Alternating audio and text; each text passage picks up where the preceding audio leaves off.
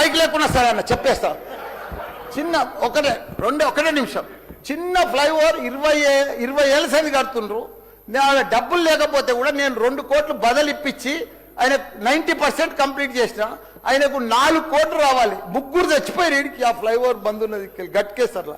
దయచేసి ఆ 4 కోట్లు రిలీజ్ చేపి అన్న, నీకు దండం పెడతా ఆ గట్కేసర్లా ప్లీజ్ అన్న. నీకు లెటర్ కూడా ఇచ్చినా, నీకు మొత్తం ఐడియా ఉంది దానికోసం. థ్యాంక్ యూ అన్న, థ్యాంక్ యూ అన్న. దీనికి బడ్జెట్ లా ఇక్కడ జిహెచ్ఎంసీకి ఇచ్చిందంతా కూడా దానికి ఇవ్వాలి. ఎందుకంటే ఈ చెత్త అంతా అక్కడనే వస్తుంది. అక్కడ కూడా ప్రజలన్నా, పేద ప్రజలన్నా, డెవలప్ లేదన్నా, మోరీలు లేవన్నా, రోడ్లు లేవన్నా, లైట్లు లేవన్నా, చచ్చిపోతున్నారన్నా. రోజు ఒకరు చచ్చిపోతున్నారన్నా. హాస్పిటల్ బారిన పడుతున్నారన్న ప్రజలంతా. నేను చూడలేకపోతున్నా, నేను భరించలేకపోతున్నా. నీకు దండం పెడతా. ఇది ఒక్కటి నాకు స్పెషల్. ఒక్కసారి మీరు ఇన్స్పెక్షన్ చేసి అక్కడ రావాలని కూడా కోరుతున్నా. మీరు ఈ నడుమ ఇనాగ్రేషన్ కూడా వస్తలేరన్నా. ఆ మహేందర్ రెడ్డిని పంపిస్తురన్నా. మీరు కావాలనే వస్తురన్నా, కుట్ర పంపుతురన్నా, నా మీద కుట్ర పంపుతురన్నా. ప్లీజ్ దయచేసి అదొకటి మీరు రావాలి. కృష్ణారావు గారు